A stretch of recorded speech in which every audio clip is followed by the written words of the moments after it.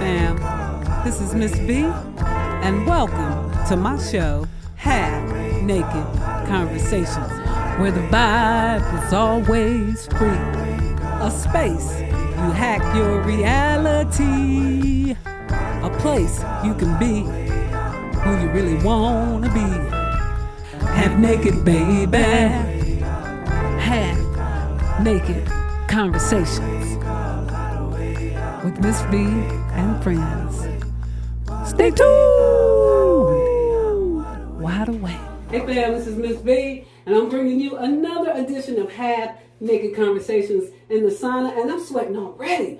Woo! But man, listen, I got some amazing guests today. You know the premise of this show. We sweat and we save the world. Let me tell you, after being a member of our local gym for over 21 years, I have had some of the most dynamic, amazing conversations in these hot spaces. I mean, we get real, we get raw. Because listen, I ain't got my makeup on. I didn't put no makeup on. I'm sweating. You're going to see these stretch marks. Oh my goodness. You're going to see a few rolls. I'm going to tell you, but it's an honest conversation. And I love having these conversations. And one of the things I've always wanted to do is I've always wanted to be able to share these conversations with my listening audience, because they're cross culture, they're cross race, sex, everything, and they're grown folks conversations, because you got to be 18 to be in these spaces. Mm-hmm. So we assume you're grown. You understand? You can handle the dialogue. But I'm going to tell you, by the time I've left out of these spaces, we've saved the world. So let me introduce my guests. First, I have to my right, I call him Hollywood.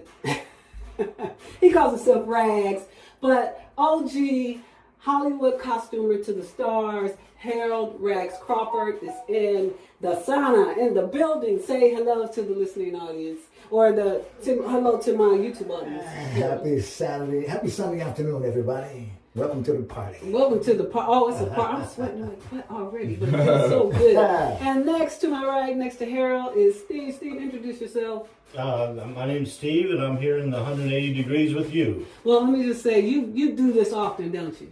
I try to do the sauna as much as I can. Why? Why do you try to do it? It feels good. It's healthy. It's different.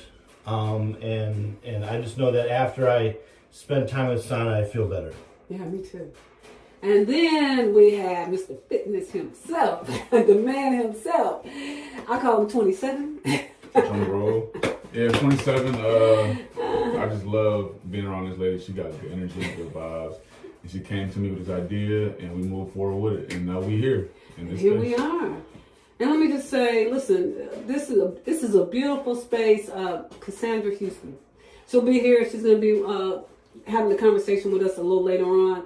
But she's got a beautiful space. It's got this party room. It's got the masseuse. We got Aaron in the house back there, the masseuse.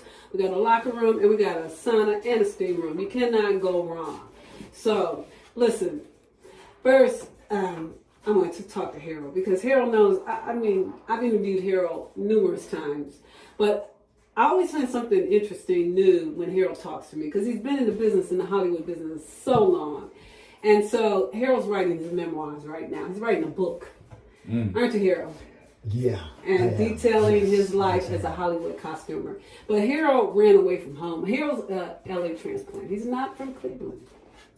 No, he's not. I'm not. And he, as a matter of fact, he grew up on a reservation. The Indian? Indian reservation, yes, sir. Oh, wow. What part? In California, the Palm Springs is called the Coquila, but at that time, when I was there in the 50s, they called it Section 14, which was one of the most coveted pieces of property in Palm Springs. Really? So Palm Springs has always been known as the playground of the rich and famous. Okay. So I grew up on the reservation, went to Palm Springs High. My mom, she worked for Frank Sinatra. She cooked for Frank Sinatra. She worked for the Marx Brothers. That's crazy. Yeah. And, but then I left home when I was like 16 and a half to go and be with my father in Los Angeles. So this is in the 60s. So when I left home in the 60s, and I love Palm Springs. I go back there as often as I can. It's still the one place that I go to where it's like my roots. When I ran away from home, I graduated from Compton High, straight out of Compton. Straight out of Compton. 1968, I graduated from Compton in 1968, straight out of Compton. Right. My dad, yeah. And my dad, yeah, Compton High was an interesting place. It was the first time, growing up in Palm Springs on a reservation, I'll put it like this, I never experienced black culture. I never experienced us until I went to Compton High, because I was raised in an environment at that age where it was all white and no black. Right. You know, so it was predominantly white. I went to Palm Springs High. The Crawford family was a real respected name because the young men in the Crawford family were athletes, and I was expected to be the same thing. I ran track, I did all those things. However, I studied theater, art, drama. I still remember my drama teacher's name, Brad Fry. It was the most amazing experience in the 60s. I'm talking about 64, 65 when I was doing that. You know, so when I left home in 66, 67 to go and be with my father in Los Angeles, he lived in Compton, and he was sleeping on a cot in my cousin's house. I showed up, and my father had to grow up and be a man.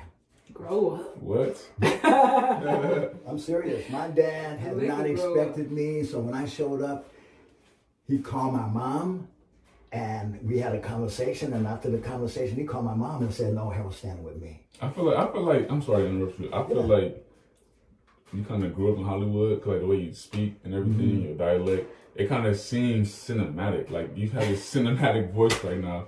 And like you describing your voice, I feel like I want to ask you, like, yo, can you give me like a narrative on my life story? Oh, I'd be happy to. But yeah, I would say this. When I graduated from Compton High,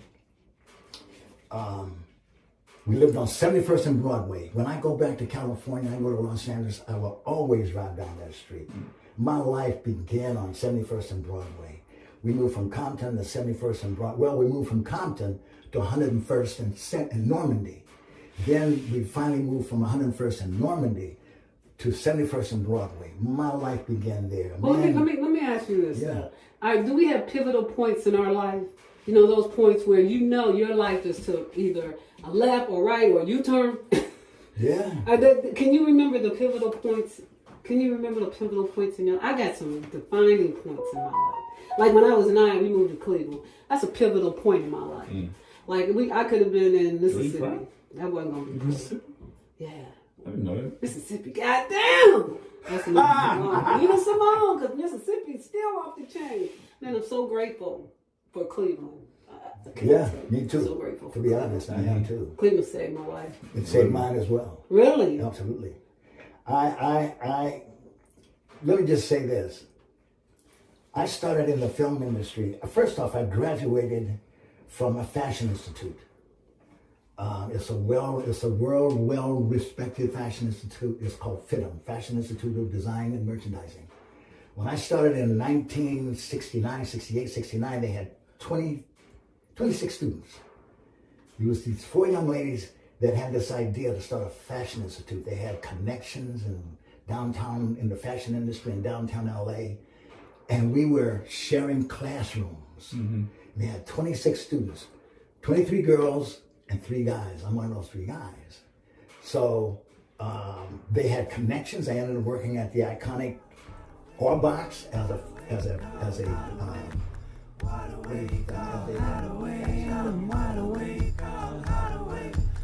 Hey fam, this is Miss B, and this is my philosophy. I believe you create your reality, so be mindful of the words you speak. Hey fam, this is Miss B. I believe you create what you speak. Half naked, baby. Half naked conversation.